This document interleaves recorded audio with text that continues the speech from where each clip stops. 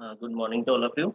So, in our last class, we have discussed about the topic of distributed database. We have started discussing on that topic. Now we are going to continue on the later part of the next part of next topic, that is the data transparency in distributed database. So, in the previous class, we have seen that in the distributed database, the same kind of data or same type of data are placed in several places uh, or so that any one can access from any other site. So it reduces the reliability and also the effective of time. So if one of the sites gets blocked by another process, then another process B, we can say, can access that information if it is needed from another site also. Okay, so there is some advantages of distributed database also, but the thing is it is a little bit complex thing. The distributed database, it is a complex thing actually, because in distributed database, same type of data, or we can say same data, is placed in different sites. So data transparency is a issue we can talk about here, that in data transparency, it is a degree to which system user may remain unaware of the details of how and where the data items are stored in the distributed system. So it is a fact that a user who is just querying and getting his output does not aware that where the data is or where the data location is, because in general the user no need to know, because it is the user his or her task is he's querying something or querying he is getting or she is getting his result as per the query. So this is the simple scenario. But if we think from a developer end or a database management end, so keeping track of every data in distributed database in different sites, so we need to be aware that which type of data is present where it is located. So it is a thing, or it is a little bit complex thing in case of distributed database. So the data transparency, we can say a factor, or we can say a complex problem here in the case of distributed database. So considering transparency issue in relation to fragmentation, replication, and location. So there are three type of transparency issue is happening here: fragmentation transparency, replication transparency, and location transparency. So fragmentation transparency, we are fragmenting the data, we are segregating the data, and now that segregating data, after segregating the total information, which information needs to store in which particular site, it is a issue. In replication transparency, we can talk about a same type of data is replicated and it has been placed in multiple sites. So putting that same data in multiple sites with a single name, then it can cause a problem. So we need to name the thing properly so that we can identify the same type of data in each of the sites. In each of the sites, location transparency, where the thing in which site, in which particular site we have stored which type of data. So we are talking about here distributed database means it is not only consisting of some 3 or 4 sites. Okay, so the number of sites may be n. So managing all the n number of sites, managing all the same type of or replicated data or fragmented data in that n number of sites is a challenging task, is a complex task also, we can say.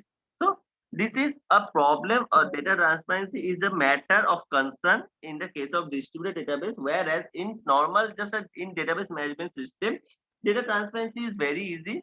There is no replicated data, there is no fragmented data. The data is stored in one place and we are accessing the data from that particular place. But now, for limiting the time, for reducing the time, for accessing the information very fast, the database has been distributed. And that is the reason, or that is the issue of data transparency here. Now, as I am talking about that, putting same name, same replicate in different types of places in different size, actually it will make a cost. So that's why every data, a minute.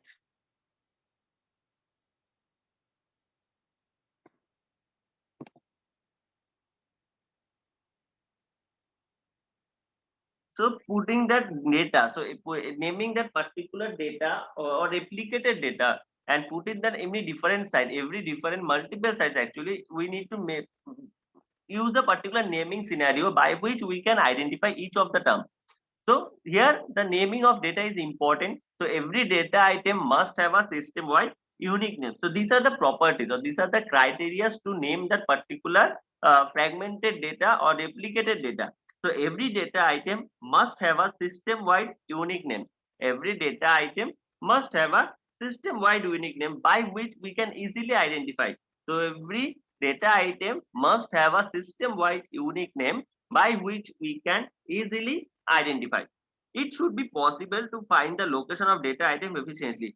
So if we are naming each of the things, every data item, if we are naming system wide as an unique, so it is very easy to possible, or it may be possible to find the data, find the location of the data very easily. Find the location of the data very easily. And it is also possible to change the location of data items transferably. So in case if we need to change or if we need to change the data transparency site, data site or information site, then it is possible to identify that what data needs to change its location, and we can maybe change the data, change the location of the data, and each site should be able to create new data items autonomously. So naming is an important factor in the case of distributed database. We need to name the particular or you need to name the segregated data or replicated data very carefully so that we can identify easily.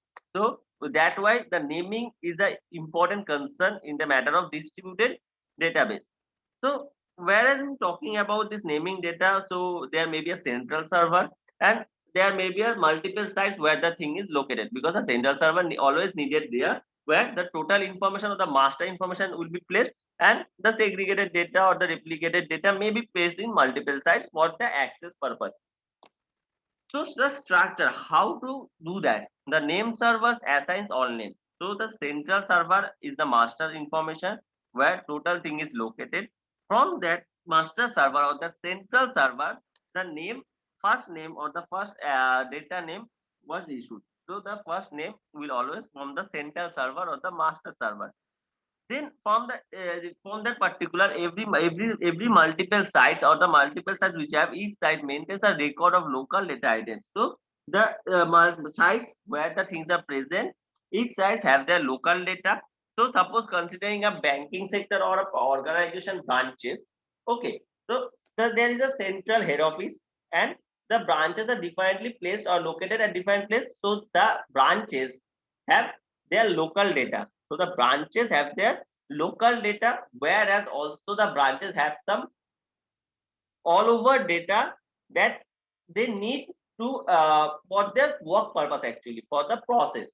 So there are local data as well as some central server data or total data. So we need to identify, we need to maintain this particular thing. So basically in every local branches, in branches, they have the local data. So it is a common, it is a unique thing that in every multiple, in every site, there are some local data which are unique. That local data will not be placed in others, but some central data will be placed in every server, every branch server. So there we need to maintain this particular thing. Sites ask the name server to locate non-local data items. So sites ask the server or ask the name server to locate the non-local data items. To locate the non-local data items means the other data, other central server data. So we need to structure it in this particular way. So we need to structure it in this particular way. So advantage. So here the advantage is satisfies the naming criteria of 1 to 3. As we said, we are finding out the naming criteria in our previous slide. That naming criteria. So it is possible to change the location of data items, possible to find the location of data items efficiently and system-wide uniqueness. And disadvantage, it is very huge, challenging task, and name server is a potential performance bottleneck. So here a bottleneck scenario comes on, and it is a single point of failure. So if one of the things have clashed, then it is very difficult to identify the particular thing. To identify the particular thing. So by with this particular thing, we have some alternative option also. So alternative option, what is it saying? That it is a centralized scheme that each site prefixes its own site identifier to any name that is generates. So we can create an alias. We can create an alias of that particular name from the central server to the local server or to the local sites also. So we need to create an alias for every particular name. So we can identify the data from their alias. So we can identify the set of data from the alias, the alias name also actually. So there that alias have some unique name, unique identifier, and it is not related to our central server. So central is having central server is giving some particular name, and we are creating an alias name for the local branches. So there in every local branches there are some alias that is actually related to that central server data. So it fails to achieve the network transparency. So, but however, there is an advantage or there is a problem that it is fails to achieve the network transparency. So here in the case of distributed database, network is a major concern because distributed means the data is placed at multiple sites in different sites actually, and that's why networks comes into the scenario. The internet comes into the scenario, and we need to keep that thing that how our internet is going to help us with the help of in the case of distributed database. So there is a role of network or internet in the case of distributed database, in the case of distributed database. So we all know that what is a transaction. We all know that what is a transaction because we have studied about the transaction in database management system. And forget about the database management system. Transaction, the simple term is actually a self-explanatory. That transaction means we are doing a means we are actually processing something. We are querying something. We are asking something, and in a result we are getting a reply. We are getting an output. So this is called a transaction, where a request, where a query have been processed, and as per the query some process have goes on, and then some result have been displayed. So it is a set of steps completed by a database management system to accomplish a single user task. As I said, it can be a basic formal definition, but the term is the thing is that as I explained, that is a query from a user that is going to process, follow some process, and then some output will be displayed as per the query. So now the transaction is either the transaction may gets completed or it will fail. So two cases are there. So either the transaction will success or the transaction will fail. So there are no intermediate steps. So there are no holding steps. So either the transaction will success or either it will fail. So it's considering a simple ATM scenario. So if we are going for an ATM to withdraw some money, then either the transaction gets success or otherwise it gets fails by giving some message that it is unable to dispense cash, or there is some problem or the transaction fails. This type of message comes into the scenario. But there are only two types of problems or two types of scenario maybe happen, that in case the transaction will success, and other case the transaction will fail, and there is no intermediate steps are there. So there is no intermediate steps are there. So this is some process of transaction. But in case of distributed transaction, so here if you are talking about in database management system, the transaction it will only going to access on a single user side. In a single user side, I am talking about the database management system. But whereas in distributed database management system, it will access the central data sites. Also, it may be access the local data sites of other places. So in that case, we need to access the multiple data sites. We need to access the multiple data sites in case of distributed transaction. So maybe a transaction is queried from a local branches, but to give the output, to produce the result, maybe we need to access different multiple sites, or also maybe the central sites at the same time to reach for the to get out the output, to get the output. So for that, which transaction is going to query at which particular site, we need to maintain a logbook.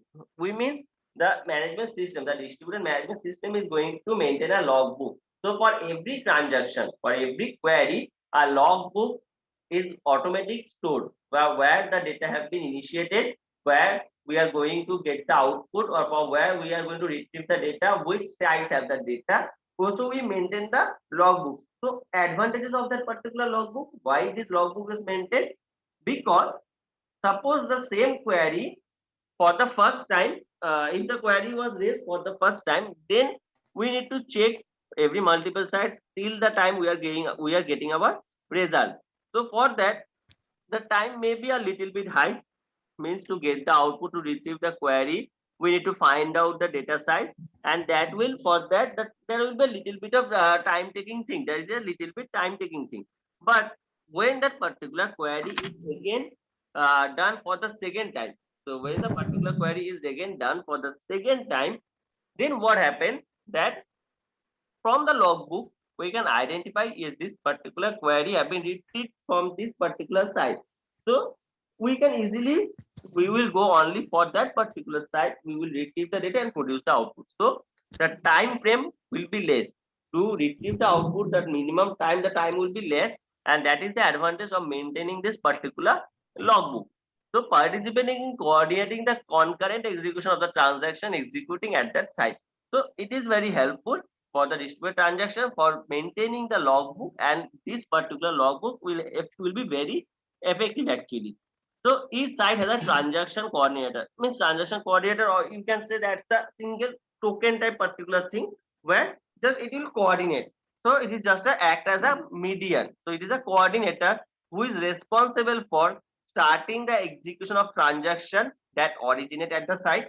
So from one particular site, from a particular site, maybe site A, B, or C, from where the execution has started. So the coordinator is responsible to manage this particular thing, to maintain this particular thing from where the query was raised. The from where the query is raised. This then the subtraction or the subtraction at the appropriate site for the execution. So then the coordinator from where the query have been raised. So suppose a query was raised from the site A. The query is raised from the site A. So the transaction coordinator of site A will maintain that yes, here from here a query is raised, and then it will access or it will talk with other transaction coordinator. It will having a conversation with other transaction coordinator relating to that particular query, from where the data may be retrieved, from where the data can be retrieved. So also the termination of the transaction. So after the process of starting and finding out the query or the result, but from a site of in maybe, so after this particular thing, after showing the output, after displaying the output, it is also a tab of the transaction manager, and then the process need to be stopped or the process need to be abort. So this is also a part of the transaction manager. This is also a part of the transaction coordinator. So each transaction or the site which may result in the transaction being committed at outside and aborted outside. So we need to, as the thing has started, so we need to stop that particular process also. So it is also a role of this transaction coordinator. So we can see there is a computer 1 and up to computer n. Okay, the intermediate are not names actually. So there are computer 2, 3, 4 and dot dot dot up to n number of computers are present. And there are two particular person. One is a transaction manager and other was a transaction coordinator. Manager to manage all the things, coordinator to coordinate all the things, manager to manage the thing, or coordinator to coordinate the thing as per the direction from the manager. The coordinator needs to coordinate. So each particular site is the transaction coordinator is actually talking with the transaction manager of the different site. So from each coordinate, from each particular site, there are two particular persons are present. One is the transaction manager, second one is the transaction coordinator. So from each particular site, the transaction coordinator, when the query is raised, it will talk with the transaction manager. It will talk with the transaction manager about the data or relating to that particular data. So transaction manager is the responsible person for querying or to process for the process of retrieving the data, and that for that the transaction coordinator will talk or will discuss with the different transaction manager. Will talk with or will have a discussion with the different transaction manager.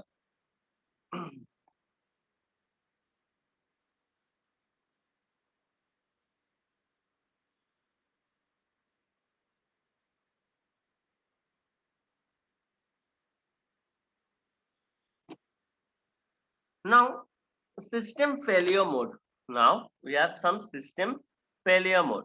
So failures unique to distributed system. Though So the thing is that failure, it will be a you need to distribute a system. So failure of a site may happen. It can happen anytime. Loss of messages, it can also be a process. So if a site gets failed, so the message or the information from there is present there may get hampered, may get delayed. So anything can be possible. So anything can be happen. So we need to think those particular things. So failure of a particular site is a quite a normal thing because maybe for some reason the site gets disrupted and it has failed. So we need to pause. We need to maintain that particular site, and we need to work on that particular site so that it can be up again. And loss of messages. So while doing the process, while the thing has false or while the system have failed, so the data may gets lost or data may get hampered. So it is also for that the data is replicated at the different sites, and so that no problems will be there. So that no problems will be there. Maybe there is a failure of communication link by which the internet cannot access there. So the network issue can also be one of the thing here. So handled by the network protocols by routing message via the alternative links. So for that, some alternative links are present where the message have been routed through that particular to retrieve the query because the process cannot stop. The process cannot stop. So the process needs to work. The user needs to achieve or needs to retrieve the data, and the user needs to know about the data or the output. So the process should not stop, and for that, this digital database may be an impact or helpful thing. Okay, so we can say that in distributed database there are advantages as well as the disadvantages also. There are advantages as well as the disadvantages also. So a network partition is present here. So a network is said to be partition when it has been split into two or more subsystems that lack any connection between them. So a network has been segregated, or a partition we can talk about by where it has been split into two or more subsystems. So a system is having some subsystem. So it is called the network partition thing, or subsystem may be consist of a single node. So every node by considering a multiple node, it's called a subsystem. But maybe at one time it may have some one single node also, that is also called a subsystem or sub partition network. So it is a partition network. So network partition and site failures are generally indistinguishable. So network failure or site failure, it is generally indistinguishable because we need to check that whether it has been site failure or whether it is a network failure. Okay, so these are the hectic challenges is present in our distributed database. But again, the most important thing or the most advantage we can say about that, the querying and the retrieving of data with a short time span, within a short time span, within a short time span.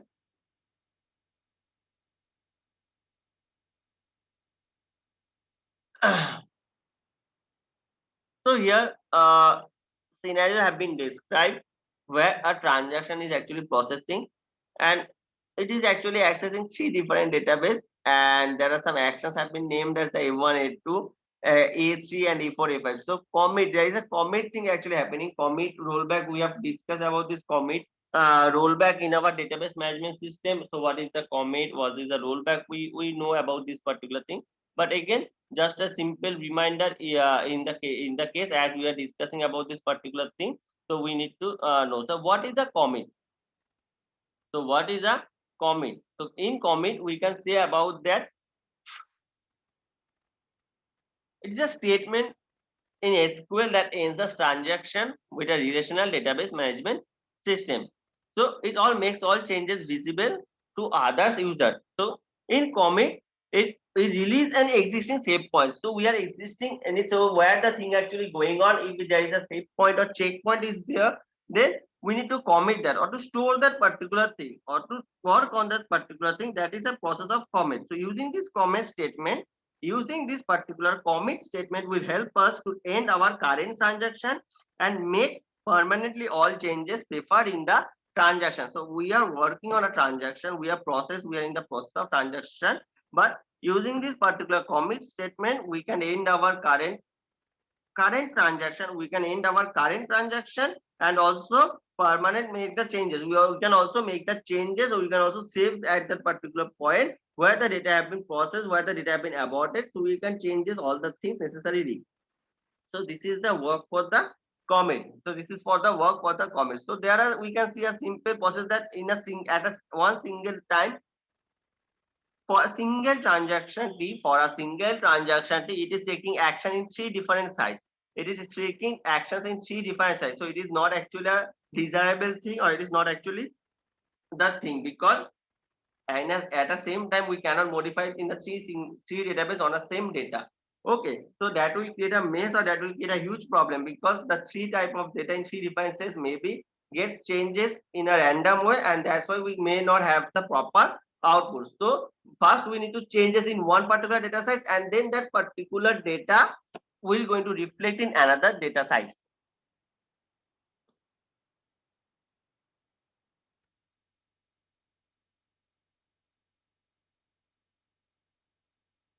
So here it is again a process is described that how a distributed transaction process is actually goes on. So it is just a simple example given. There are some transaction present here. So 5 transactions we can see about, so a number of transactions we can see here, and it has some process, it has some given in there, and some atomic process and some anatomic process.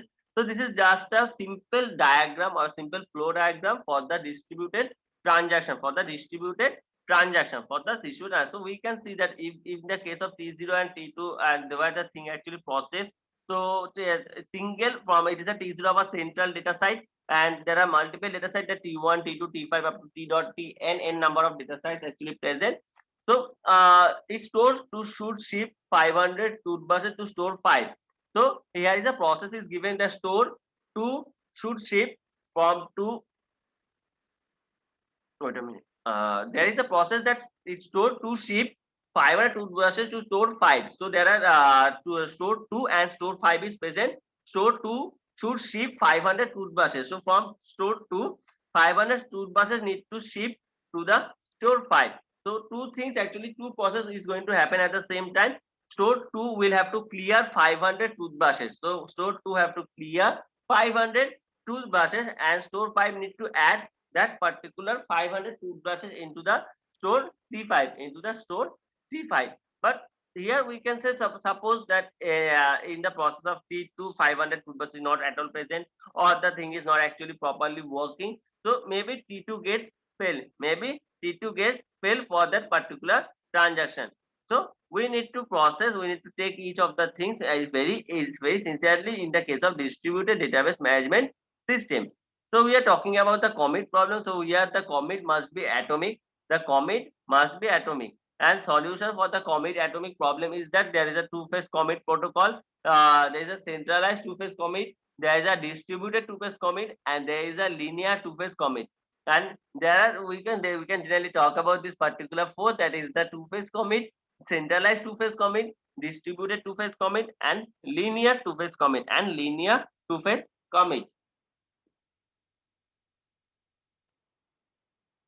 Just give me 1 minute.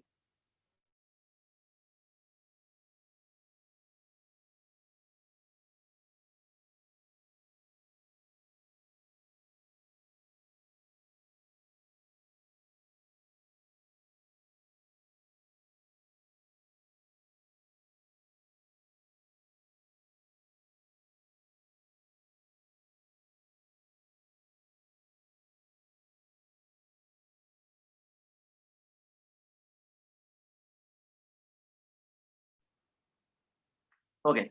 So now here we can see another scenario. There are some coordinator is present, and some process is actually presenting some commit problem, and then the things actually workflow is processed here. Workflow is processed here of the data. So coordinator is actually asking something or supporting something. Then it has been doing the committed protocol, and the what task has been committed or the things have been done. Then the commit things actually process, and then the things actually again the data have been processed and the data is acknowledged. So commit, acknowledge, requesting, acknowledge. So these are the process, or these are the steps. So first you need to ask, or first you need to request the transaction, and if any of the sites is actually processed, then the transaction will be processed from that particular data site.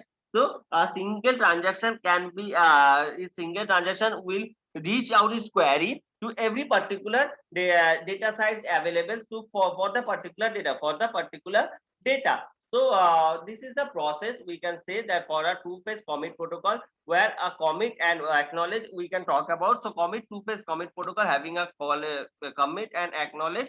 So global commit and acknowledge, by these two process we can consider, we can call it, we can understand the process of this distributed two-phase protocol. So this is the process is going on. There are some terminologies is actually present in the term of the resource manager, participants, and the coordinator. So resource manager means the transaction manager or the distributed database site manager we can talk about. So usually a database here which is mentioned. Then participant that did work on behalf of the transaction. So a user may be a participant who is actually querying something.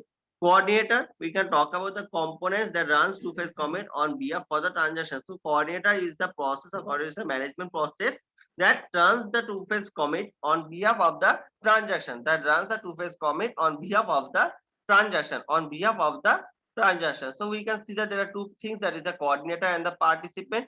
So coordinator is one and a participant may be in number of participants. So requesting to prepare. So first of all, the coordinator is actually working, a coordinator participants are present. Then the coordinator is requesting the participant to prepare. Then the coordinator is requesting the participant to prepare. The participant is acknowledging that yes, I am prepared. So participant is acknowledging that yes, I am prepared. Then the coordinator is actually committing or starting the process, and it is actually the process is actually going on. Then the commit, if the process have been done successfully, then a done or the acknowledgement message is processed here, and the things for participant will acknowledge the particular to the coordinator. So this is the process for request to prepare, and if the thing is not request to prepare, then the no message, or if the participant is not actually prepared, then the negative display, negative acknowledgement will come, and the process will abort, and the process will abort. Okay, so two things, either the case, either the participant is ready, then in that scenario there are another thing, and if the participant is not ready, then in that particular case the abort message have been done from the coordinator to the participant. So this is the information of the particular the coordinator and participant, that in IWCAF. So this is the process we can see about that, where the commit request prepare has been done. If there is nothing, if the participant is ready, then the process will start, or the process will workflow. The thing is going on. Then there will be no abort and done. And if the process is actually preparing, so if the process is not ready, then there will be aborting message. That is actually just we have talked about. We have discussed about in this particular two-phase commit protocol. Two-phase commit protocol. So here the rotation of incoming messages of outgoing messages there, and when the participants enter in the wait state, so it must have acquired all resources. It can only abort or commit if so instructed by the coordinator. So if so instructed by the coordinator. So this is the phase of two-phase commit protocol. Two-phase commit protocol in the case of centralized database system. So this is the process of two-phase commit protocol. After coordinator receiving the done message, it can forget about the transaction. So the transaction, it is actually processed in the logbook.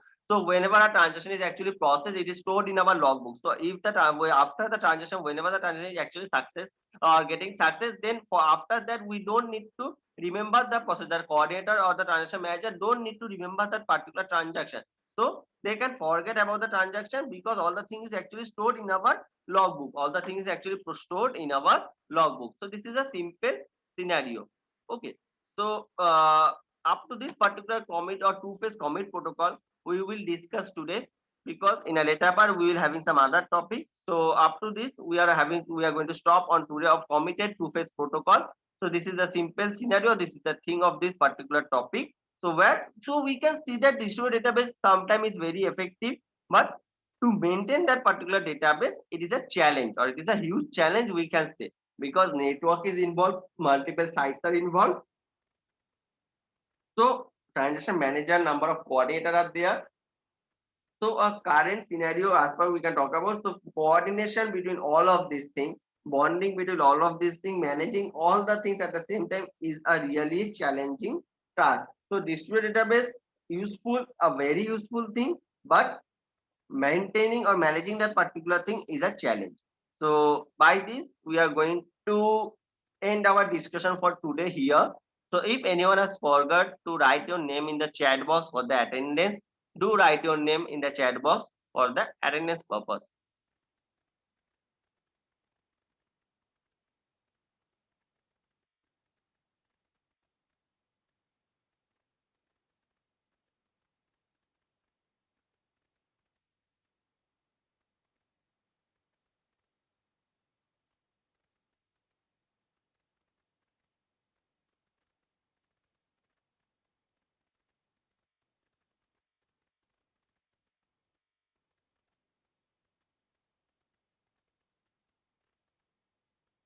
So if everyone have write down your names in the chat box for the attendance purpose, so I was going to end the session here for today, and we will talk about the things later on for in our next class.